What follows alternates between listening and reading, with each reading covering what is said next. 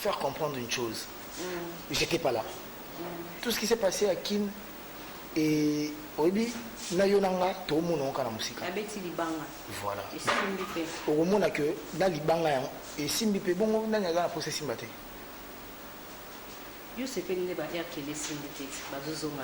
Sérieux? Là, c'est pas un Simbite point. Et là, c'est important la vie musicale. Ah, donc il y a une Simbi qui est important la vie musicale. Après, voilà, chacun voit, chacun a sa vision, chacun voit les choses comme il pense ou comme elle pense. Aux endroits, il y a au monde en haut, c'est long. Mais moi, je sais que Abimisaki et le Renault, le Biona, on a besoin de poster pour que les gens qui Abimisaki, on a besoin de poster un bel bosso. On a posté sur les réseaux sociaux, on a tout. Oui, pourquoi on a posté parce que ça ne me dérange pas. Et Simba, ça ne me dérange pas. Mais ça peut aussi déranger générique, mi ange mi démon. Bande Simbi, on a combien de concerts joués au Monique ou concert? Combien de concerts va te longuer bande qu'on va y aller au Tala, à Zobeta et l'Orobi Simbi. Donc on a un terrain on a dit. On a un que moi na mai ou à frère abimisi loko na publié parce que batumsuku babimsabilo on a publié na ibi na bangote. Tout ça les relations mon gars bonjour ah vous t'as s'appelé là nao na misini na ngabo na besoin c'est la promo na social media nao na zoka na poster et boni animateur au travail qui n'a pas tout à l'écoute à la maison mère tu vas depuis là avant nous tous travailler ensemble et on était frères donc voilà on reste frères qu'on soit ensemble ou pas et après maintenant il a eu à travailler dans l'album si en dernier lieu d'être décidé na bana ma et tout mouvement si on va garder ça ou pas ceux qui battent pour bateau va décider ba mission na bazon je me souviens d'ambulance. Sérieux? Bien sûr. Sérieux? Voilà. Bon, c'est mieux qui voit là. Et ça, c'est parole d'honneur. On a appelé ça parole d'honneur pour la bercer. Donc, on a appelé ta musique, on a appelé ça parole d'honneur pour la bercer. S'il vous plaît. Comme on a un terrain, on a la hypocrisie. Très bien. Donc, on a bandé le Kolobano. Naïe. On a ba au bazar. Donc, on est dans cet album. Bazar, on a encore la bazar importante. Mais ils ne sont pas dans mes calculs. Donc quand moi je rentre en studio pour faire un album, je ne calcule pas tel est là, tel n'est pas là. Okay. Pour preuve, j'ai commencé l'album, Ambulance était là aussi, J'irais c'était là, Mfoulouz était là, et les autres. Je l'avais fini à Paris, ils n'étaient plus là. Tu penses que ou peut-être ils allaient. Ils ont décidé de est-ce que ça sera facile de pardonner Charlie Pakalingumba? Qui lui a dit que moi j'ai un problème avec lui? Peut-être il se trompe. Baza est belé dans la bande Kubazo Kanisa Makambo. Dans Avandi Boazo Kanisa Makambo selon lui. Donc Ngande Navandi Bo. Nazara Kandanae. Attends, Nzambo. Ça raison à l'ende d'ambulance. Et Yokangana Sisa. Ngande Nazabo. Nakoki ko pesa perte à temps en ati. Excuse-moi, parce que moi je suis à la télé, tu c'est dénaturé. Pour faire plaisir à Charline Pakalingomba, non. J'ai eu à voir ma ramener sur Balobaka, Bazotin de Langa, social media, na WhatsApp, Banda, na avant l'ongo, Nandenga l'ongo, Tilelo. Non, na été, na yoka été, na sola na été, na zoza la peine pour ça au sola, na été, na zoza peine pour ça au monété. Mais longola pe batu moi idée banda na yo muto bandi poser la question na ba misusu que ndé na vandi bo na jupe na ton nanga ya ko banda ko yinae ya ko banda za na kandane maman c'est ça misala makasi ça peut misala makasi on a remis pesa te et maintenant pour la raison un groupe quand ndé na bisa kyo ba chali ba BH ba Mishka na champion voile on a un directeur artistique na biso azana miyana ngana ya parler donc camarade, il y a grand frère. Donc, tant on a traité musicien, mais grand frère, pour servir des conseils. Il fallait que nous sur l'album mais il y a une côte à la mambo album, surtout votre collaboration avec voilà, on va parler de ça, ni des mots. On va retrouver Baïlo Compte avec Héritier. Une grâce, une faveur, une bénédiction. Chante avec ces vieux-là. Le jour où quand on dit mon gars n'a vu, on a dit on comprend de bien que vieux on a la musique. Bon, tu es déjà que vieux on a la musique. On comprend un peu que qui mystique nanga na l'activer. OK. Bon, na okisa ki on ba musicien, la benga ba musicien na parler, te tu na studio pardon na Cheli bango, ba yo kavier. Bango mo ba ko mo la, ngana ndo interprète ko na ndule. Ne ko la facilité donc pour dire que vie on a ça compliqué, vie on a ayebi pena ndule. Aza pena danger. Ayebi musique, j'ai beaucoup appris et je mourrais fier. Nana pour ça na ko facilité. Mais je mourrais fier n'andenge na juste chance et grâce alors j'ai beaucoup appris, il m'a beaucoup montré, il m'a technicité n'a juste pas vieux pour certaines personnes au bazin impatient il n'a hérité. Est-ce qu'on peut écouter la chanson en acapella? Il y a tellement passé. Base la surprise. Alors mi-ange, mi-démon, et la deuxième épreuve n'a eu hérité. Déjà participation à Ridi Amissi, musicalement ça montre déjà l'auteur ou la force de cet album. Mais actuellement l'Européen qui est bandé Moïse Makassi, les alikambo il y a nombre de vues na ba YouTube. Si Nzembo to Nzembo réussit 1 million de vues hérité, ton le baké million j'ai simbité. Oui, mais tu as gagné un coup ça va 1 million de vues. Il faut on a comprendre la question plus bien. Et que ça n'a tant de record. Bon, je ne sais pas. Millions de vues, quand même, ça 2 jours, 3 jours. T'es bon, millions de vues, 2 jours, 3 jours. On a des musiques, il y a moi. On a musique, on a sentiment, il y a bateau, il y a polémique sur Internet. Tout bateau, il y a polémique sur Banzela. Tu sais, monsieur, que ça millions de vues, on a 2 jours. Après, il y a sur millions de vues. Tu sais, monsieur, que ça on a 2 jours. Malembe, et ça on m'a cassé. Donc, tout peut sa chance na million de vues. Tout peut sa chance na talent, tout peut sa chance na nzembo. Nzembo qui n'a gâté. Nzembo, chanteur à Yembi. Alors, à part Redi... Millions de vues, il y a des arts. Arte, très bien. Ce qui est Arabongo, déjà, définition musique et au bandela na bongo. Que la musique est une... Ce qui il y a un million de vues, mais combinaison de son d'une manière agréable à l'oreille. On reste là, on reste focalisé là. Bateau a la chance, il y a aussi un million de vues. Ça a un million de vues. Et nous, on a déjà un million de vues. J'ai des chansons à 10 millions de vues.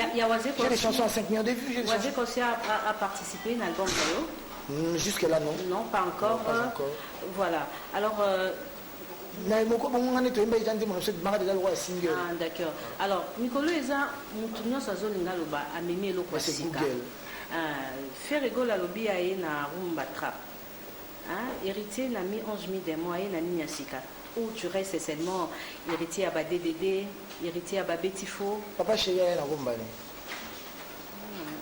Papa chéri a rumba. Te regarder sans te toucher, c'est ça mon problème. On est à Rumbani. Yahweh, Yahweh, papa. Yahweh, mon tout qui est là, les colonnes, avec de la forêt, blandé un peu bizarre, Rumbani. Bah, on faut battre ceux qui intel appellent combo. Donc, biso tout souffrir, on va combo tout pesant. Na obetaka rumba kaka rumba. Oh, papa chéri, basaka, na de la forêt. Il y avait un vieux Redi Amissi. Libala, libala. Tout l'ensemble, maman. On est dans rumba. Actuellement, comme si. Na rumba. Il y a des bêta rumba. Actuellement, tous en attend, il y a. Tous en attend, il y a paix. Wenge musique à maison mère, na Weranson. Avec les projets à Ferrego là, on sait qu'il y a maison mère, na Masolo et tout. J'ai eu à entendre ça. J'ai pas été contacté. Donc voilà. Dès on a profité pour mes condoléances dans la famille à Charlie Balaka. N'a pas été, mais n'a pas toujours. Atayo Tokendata. Bien sûr. Ko Gumbama na Kotika Fleur na tombe nae. Tout ça dans l'émission mobu atunanga makambo wana. Qu'est-ce que vous pensez de nos anciens wenge na vieux que moi lien zala moi loko mo petam ensemble bani. En pleine émission, la répondra à l'homme. C'est pas un projet que moi je peux porter. Parce que je ne voudrais pas dire que j'étais le plus jeune, mais je suis parmi les plus jeunes. Et peut-être que les plus jeunes, Voilà. Na bango tout. Et projet on avait un chef, on avait des chefs. C'était établi. Tu as Jackie Bayaya, tu as japonais maladie, tu as Flamme Kapaya Badea, tu as fait Richard Despou, chef d'orchestre, tu as Babindo chef de répétition, bon on a Emel, il y a Kakol. Donc du coup, on a porté projet à Bongoté. Mais il s'est avéré que l'un des chefs a porté projet fait Richard Despou, que je félicite même pour sa chanson qui vient de sortir. Tant qu'on a un projet bon, na yébité pour tout na qui battu FCI pengai pas tu RFI. Est-ce que projet a contacté les rois de la forêt pour tout matato qui ta boule, il y a maison mère les rois de la forêt. Tu peux pas faire quelque chose tout tchai libanda pour surtout les anciens de venir musique à maison mère. Comme si projet est rejeté vers Weranson. Il y en a bi. Il peut pas y avoir du Wenge maison mère sans que Weranson soit inclus. Ce qui est chuté pas là, gloire à Dieu. Bon, tant que l'on ne pas de la forêt, parce qu'on a un projet bon. Projet Mweza Kitoko, qu'on revoit encore d'artistes, mais. Si on a tapé tout ça, combien chanteur au Chanzembo. Et vous avez combien de temps? Quand les 7 Nzembo nae? Ah, il y a mature, il y a beaux Nzembo. C'est bon de vous avoir bambo te bena maman ligne d'énergie, et que il y a autant de choses là pinga, ceux qui ont le roi salati. Donc bien les projets bien, talent nous c'est bon. Imagine Ferif qui fait un projet, mais c'est bon déjà Nzembo. On a beauté dans moi. Kitoko. Bah japonais maladie ba Nzembo. Serge Mabia la route, Emilie Alias, mixité wana Lacoste ba moni Jesus. Problème pe ko ya kozala siko bongo bandeko na somo so ba ki ya après tombo ba kendali. Oui, surtout bandeko. Sans maison mère. Bandeko ba ki après bino, je cite Brigade, il y a toujours là-dedans. Na quelques artistes à maison mère surtout yo. Azan toujours na nini? Na Kanda. Kanda ya nan. Surtout yo. Ah, Kanda aussi la tête. Nous on a camarade na époque na Kanda. Ah, na camarade na. Vous avez pas collègue. Nga za camarade na. Ba vandi na boza na dana nga. Bo si so nga bena na dana. Est-ce que nga pe funa yo ko so ke na dana. Matko Sabaji, c'est un grand artiste que je respecte. Oui. Quand il vient chez vous, baza na ba langage à bien. C'est juste ça. Parce que makambo bazolo sala rawana. Ko balo bagana. Tout le monde peut le faire. Tout le monde peut parler. Quand on a tombé ma solo ya la maison mère, na pour exclure riete. Dirango fait partie de l'ancien maison mère. C'est vos projets mais si quoi aussi quoi projet on a loba. Mais yo zotanga bon maestro Fabregas. Voilà leader confirmé les lots sur acheter banderole babaroya pour Dirango brigade sur acheter concert. Non quand on a YouTube l'excellent concert là. Pour un mot autour il y a toujours vendre normal toujours beta masolo le roi tibana mon roi banike. On a YouTube si quoi yo kota au de l'acception batu ba la concert il y a outil beta mikolo batata. Ou à chaque banderole 10, 20, 30, 50 dollars, bah longue, bah soukoli, bah repasser, bah lati, bah petit transport, s'il vous plaît. Opposer la question, sauf aussi qu'on a pu s'exprimer. Oyo, brigade en concert à Chetemba, au showbiz, 20, 30, 50 dollars, bah tout bah soukoli, même à Lili. Nelanga boy ba repasser ba lati ba mina quoi juste transport à comme il faut foutre billet vous en avez retiré absolument total. Mais pourquoi quand les gens se déplacent bah dans le plateau vous voulez réveiller les anciens démons qui dorment des asa frère tout ça bandeko oh na yebi maman na yebi papa na peut-être que et là moi ça que incompréhension entre le frère ou à kendabo mais ils ont raté que ba na ba plateau na bino ba makambo oyo soki tobito zonga na kibobiso yo na ngato ibam keton dans sa succès brigade dans la seconde zone na orchestre là-bas n'est-ce pas azai na quartier latin oui na quartier latin mettons ba otanga biso na ba ferry ba tête à maison mère ou rason na katikati ferry héritier Juliette Babi Emile ya azai ki pena bon d'accord ngaso tangi maison mère otangi 4 musiciens tangi nga maison mère siko zongi sanga na maison mère na brigade pour ni kombo na ya nakotanga kombonete tokobeta masolonete. C'est pas en actualité, je viens ici pour parler de mon album. Mais nga nazaki na maison mère.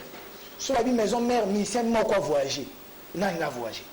Maison mère, tokobeta na bango. Yepe na kati, nga na bango. Musicien moi quoi voyager. Na ngati. Bon vous évitez. Oh. Ba ça liste était. S'il vous plaît. s'il vous plaît omoni oza na posa bato babeta mpena masone bolingaka bango bapesaka mbongo ti bo bapesaka mbongo aza musicien donc ndenge baliste esalama na babi 3 personnes nga nalali nanga po tuta mosusu baya kozwanga po tovoyage héritier voilà on va botika kosala boye vraiment oh wana mina na bondeli peut-être et ozala pe bato pe baolandanga bacollègue no mosusu baolandanga ils avaient tant mosusu dernière fois na loba makambo botika koposaka bato baquestion sur bato moko boye non bato mosusu baobeta pe musique na bango je lui dois beaucoup de respect très bien mais soki question ye mabe nga na kosepela nanga te voilà héritier osala banzembo kitoko tu as raison de dire que la musique intelligente voilà c'est ça merci très bien alors même musique wana yango eza na mi ange mi démon na tuni yo question na parce que tozo marqué pause to retrouver na nzembo mo kitoko na kati ya album Retirada c'est un défi oyo ezaki une réussite totale on y va Mboshilo.